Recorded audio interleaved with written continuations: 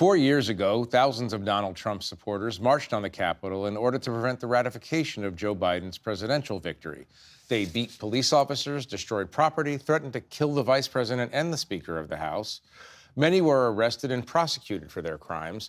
Trump himself was excoriated by leaders of his party for inciting the mob. Of course, you know the rest of the story. Earlier this week, Trump, now the most consequential American political leader of the 21st century, pardoned most of the rioters and commuted the sentences of many of the rest.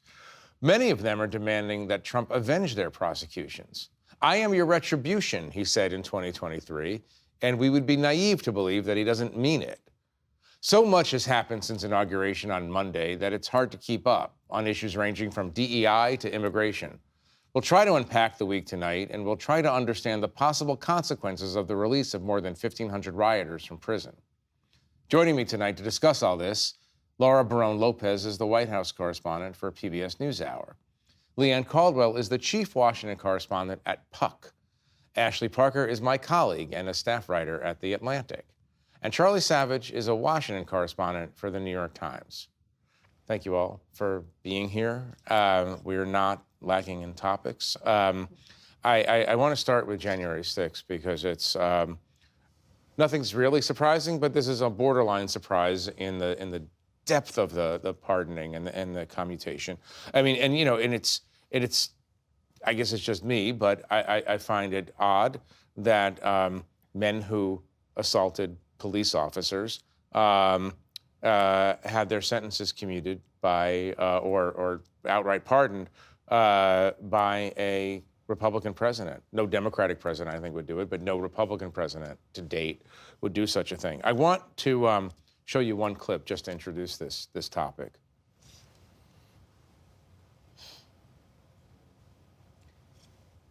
So the man in the video with the pole is named Scott Miller, and he was one of those pardoned. He was beating a police officer in that video, and you know, I just am so surprised. I think it's the only thing that maybe surprised me this week that that this would happen. Ashley, can you explain the new reality to us? Well, first, you're not the only one who's surprised. I mean, there were Republicans who, including his own vice president, who previously got out in front and said, of course he's not going to pardon the people who committed the actual violence. Just to be clear, you mean J.D. Vance, his new vice president, not the old vice president who they was threatened threatened with to death. Yes, yes. Okay, no, I just want to make sure. J.D. Vance said 10 days ago or so. Yeah. Yeah.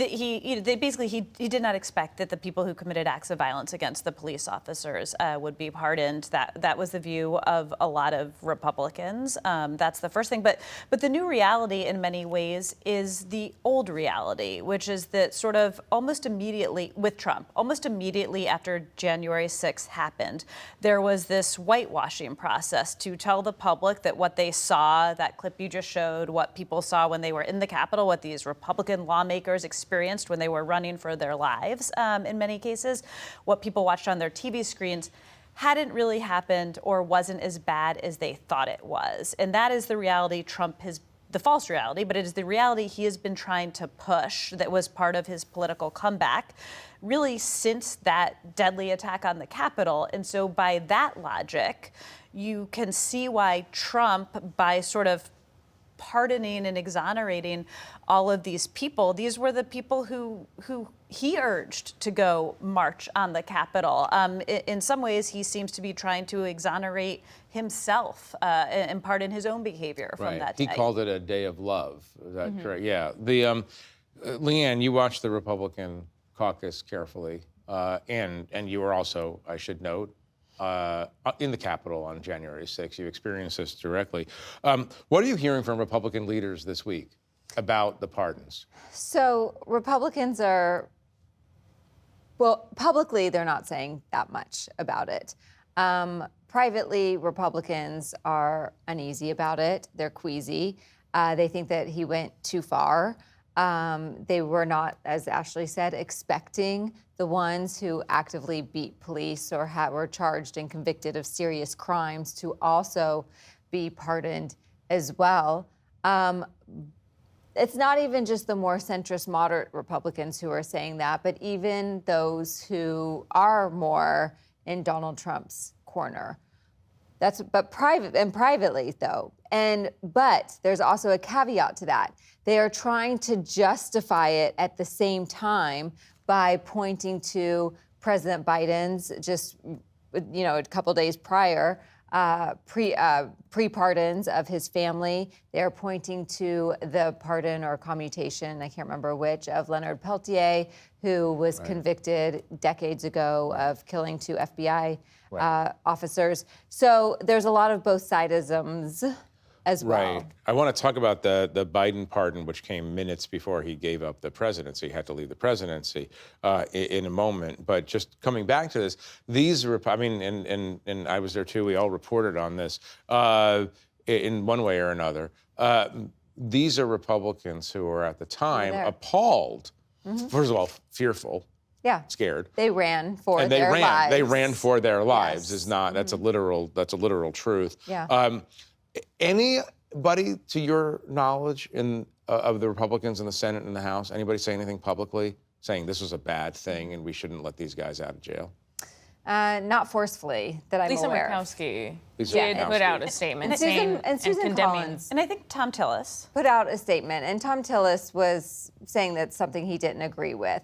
But look, these are the people who We're used to them. We are used to them. Right. And so, but the fact that there was these people who, the day after the night of January 6th, they were done with Trump. They thought that this was the worst attack on democracy. They thought that this was a major threat to democracy. And it wasn't until, as Ashley pointed out, this years-long attempt to change the narrative from making these people criminals to victims. Go ahead, Laura. I mean, it's revisionist history, and I wasn't necessarily that surprised, only because Donald Trump had been saying almost the entire campaign, I am your retribution, as you said. I want revenge. He called them hostages. He never said explicitly that he was only going to pardon a certain amount. He talked about them in big groups and as though they were all being treated poorly and that they were all being held in horrible conditions and that they didn't deserve the justice that was served to them. So, hostages. Yes, hostages. Well, there's an was the word amazing that he moment. used over and over again. There was an amazing moment in all of this when he was meeting with the families of Israeli hostages of Hamas, and he equated those hostages seized from their homes by a terrorist organization and held for a year and a half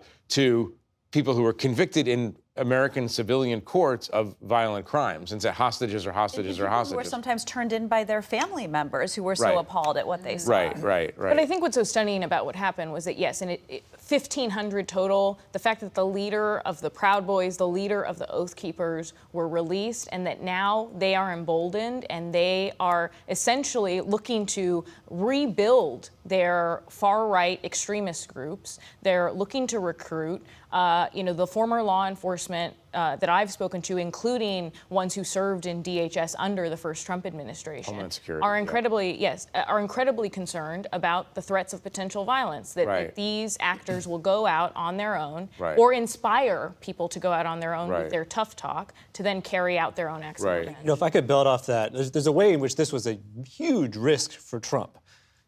We've seen from the right that of the millions of people in the United States, if one undocumented migrant in some random town commits a crime, it becomes a cause celeb and becomes famous and notorious and everyone keeps talking about it, even in a vast country when there's always something going on. There's now 1,500 plus people who have shown themselves to have extraordinarily poor judgment, let's say, at a minimum. Plenty of people didn't like the outcome of that election and didn't go beat up cops and storm the Capitol that day. These people did.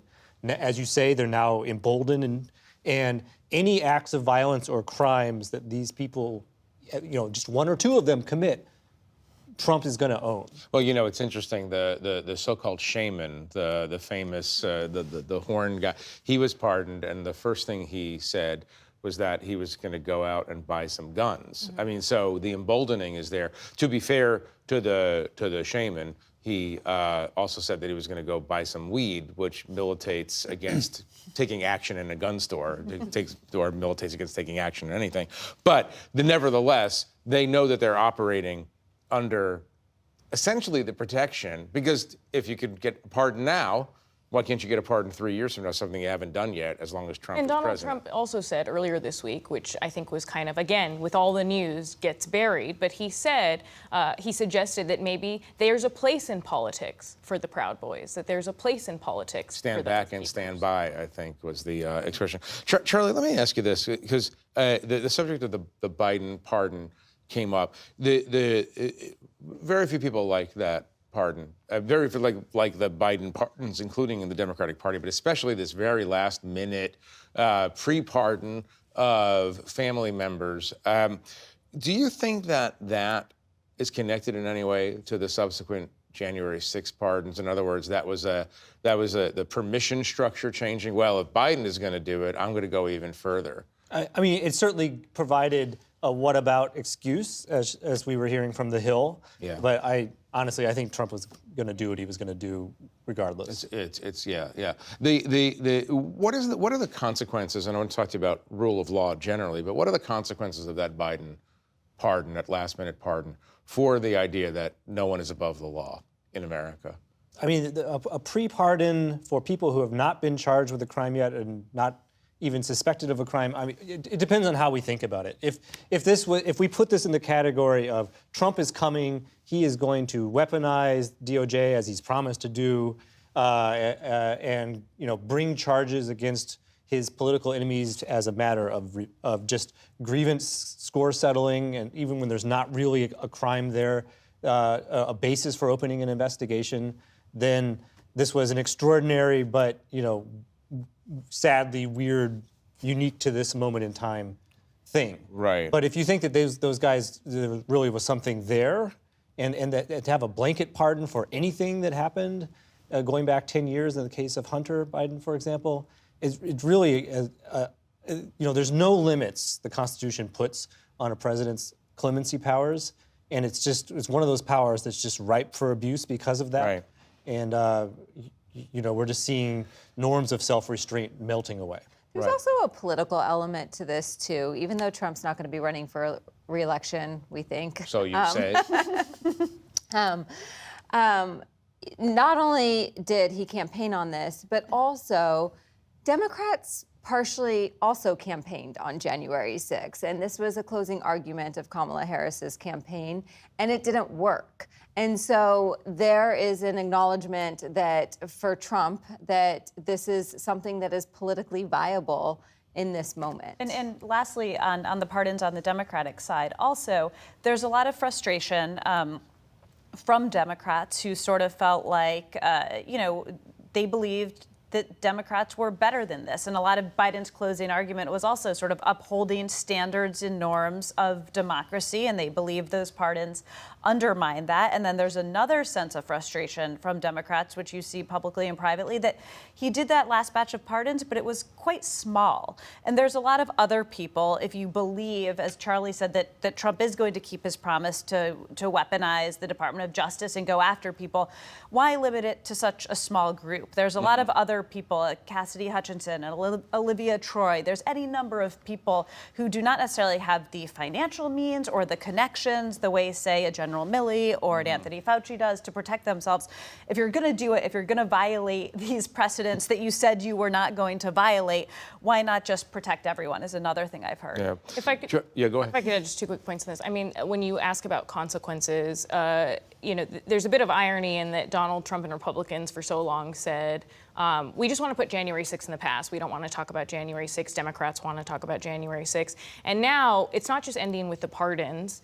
Republicans are launching their own investigations on the Hill. The Justice Department is launching its investigation into the January 6th investigation. Investigations of investigators. And then also in terms of consequences, not to hammer this point, but we have a historical parallel for what happened before when 14 white supremacists in 1988 were acquitted of seditious conspiracy, and then it revitalized the far-right groups across the country, and that led to the Oklahoma City bombing. Right. So there is historical parallels. Right. Interesting point. We should talk about that in future shows because this is not going away.